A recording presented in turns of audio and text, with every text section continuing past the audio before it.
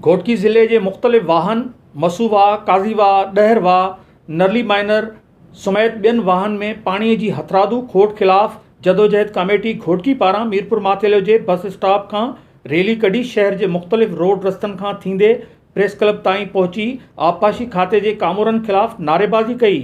उन मौके ते अगवाणन रमज़ान फ़कीर, अकरम मेतलो, कमाल महर ऐं ॿियनि चयो त आबपाशी खाते जो इंजीनियर ख़ुर्शीद अहमद खोखर ऐं ॿियनि अमलदारनि जी मिली भगत सां पाणीअ जी हथरादू खोट पैदा करे आबादगारनि खे कंगाल करण था चाहिनि। इन हवाले सां सिंध टीवी न्यूज़ सां ॻाल्हाईंदे चयो त पाणी जी सॼी सिंध में खोट आहे।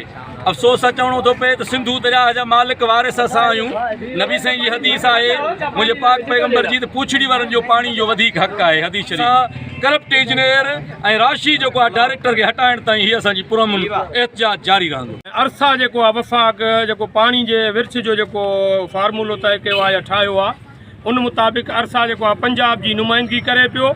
सिंध के पानी न पियो मिले पंहिंजे हिस्से जो, ऐं उन खां पोइ सिंध हुकूमत हिते जेको आहे सो जेका सियासी तरह जेको आहे पंहिंजा वाह हलाए पई, जेको आहे सियासी विरासत थिए पई, पंहिंजा इंजीनियर ऐं डायरेक्टर रखाए मुख़्तलिफ़ वाहन में जेको आहे सियासी बुनियादनि ते पाणी छॾियो पियो वञे, जंहिंजे करे घोटकी ज़िले जे आबादगारनि जो नुक़सानु थी रहियो आहे। मसूआ खां वठी नरली माइनर ताईं जेको आहे डिस्ट्रिक्ट जे समूरनि जेको आहे वाहन खे पाणी न ॾिनो वियो आहे। ज़िले खे मुकमल तौर ते जेको पाणी न ॾिनो वियो आहे उन जे ख़िलाफ़ु आहे। हिते जेको डायरेक्ट सीधा वेठो आहे उहो मोहम्मद अली ज़रदारी, जेको आसिफ़ ज़रदारी जो पाण खे चए थो त मां मासात आहियां, उहो अच्छे कार जो मालिक लॻो पियो आहे। उहो कंहिं वॾेरे ऐं चूंडियल नुमाइंदे खे मुकमल तौर ते पाणी ॾिए थो, पर जेके ग़रीब पुछड़ी वारा जेके आख़िरी हारी आहिनि उन्हनि खे पाणी नथो ॾिनो वञे।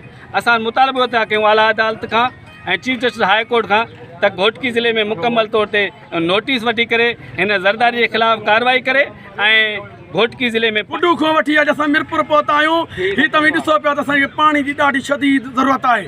पुछड़ी जे आबादगार खे पाणी कतई न ॾिनो वियो आहे। अगरि जंहिं शाखनि नरली वाह या ॿियनि में आयो आहे त उते पाणी जा पखा हणाए ज़मीदार चोरी करा रहिया आहिनि। उन सां गॾु हे राशि जेके अमलदार आहिनि, इंजीनियर आहिनि, SDI आहिनि, दारोगा आहिनि, उन सां गॾु असीं उन्हनि खे चऊं था हिन मीडिया जे थ्रू त सैदपुर मैनर ऐं टिग मैनर में जेके पखा हलनि पिया गैर क़ानूनी, उन्हनि जे रिश्वत वरिती आहे, उन्हनि खे गिरफ़्तार करे सही नमूने जांच कई वञे। संदन मुतालबो कयो त घोटकी फीडर समेत घोटकी ज़िले के ॿियनि वाहन में पानी छोड़ करे आबादगारनि मां बेचैनी ख़त्म कई वञे। ॿी सूरत में एहतजाज जो दायरो वसी कयो वेंदो। कैमरामैन टीम सां गॾु अशरफ बुखारी, सिंध टीवी न्यूज़, मीरपुर माथेलो।